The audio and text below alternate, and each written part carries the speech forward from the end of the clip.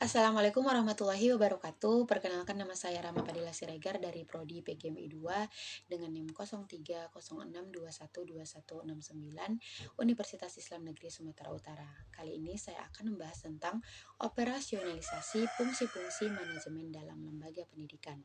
Operasionalisasi fungsi-fungsi manajemen dalam lembaga pendidikan adalah proses penerapan fungsi-fungsi manajemen untuk memastikan lembaga pendidikan berjalan secara efektif dan efisien. Secara umum, fungsi manajemen meliputi perencanaan, pengorganisasian, pengarahan, dan pengawasan. Dan yang terakhir ada evaluasi. Berikut penjelasan beberapa fungsi dan bagaimana cara penerapannya dalam konteks lembaga pendidikan. Nah, yang pertama yaitu perencanaan ataupun planning. Nah, di mana perencanaan adalah langkah awal untuk menentukan tujuan dan strategi yang akan dicapai. Nah, tujuan dari perencanaan tersebut yaitu untuk menyusun visi dan misi dan sasaran lembaga pendidikan seperti meningkatkan mutu pendidikan atau akreditasi dari sekolah tersebut. Nah, adapun contoh penerapan dari perencanaan yaitu menyusun kalender akademik, menetapkan kurikulum, menetapkan RPP, dan kegiatan ekstrakurikuler. Selain itu, merencanakan anggaran operasional seperti pembelian fasilitas-fasilitas untuk sekolah tersebut. Yang kedua, masuk kepada fungsi pengorganisasian atau organizing. Nah, pengorganisasian adalah pembagian tugas dan tanggung jawab kepada seluruh elemen lembaga agar proses pendidikan berjalan dengan baik sebagaimana mestinya.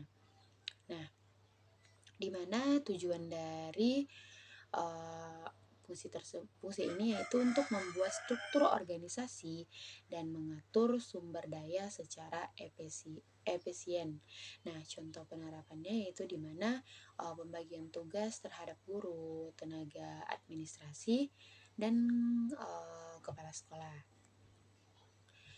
Selain itu, pengelompokan siswa berdasarkan kelas atau program pembelajaran atau program belajar yang diambilnya.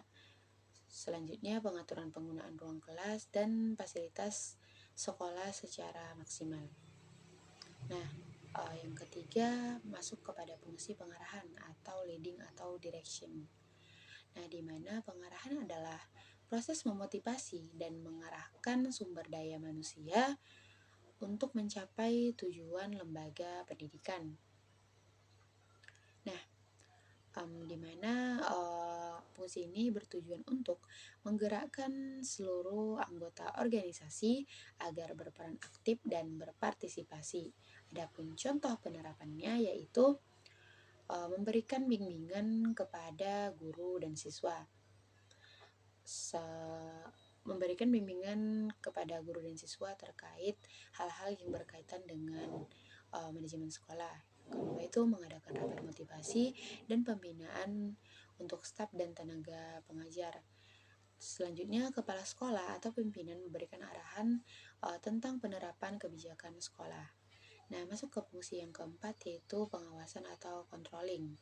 Nah, pengawasan adalah fungsi untuk memastikan semua kegiatan berjalan sesuai rencana dan mengambil tindakan korektif jika ada penyimpangan. Jadi di fungsi ini diperiksa setiap hal-hal yang sudah diterapkan. Apabila terjadi kesalahan maka dikoreksi. Nah, tujuan dari fungsi ini itu menjamin kualitas layanan pendidikan tetap terjaga. Adapun contoh penerapannya yaitu melakukan evaluasi kinerja guru dan staf pengajar di setiap semesternya, menyusun laporan kegiatan dan anggaran secara berkala. Yang ketiga, melakukan monitoring dan evaluasi terhadap proses belajar mengajar serta perkembangan siswa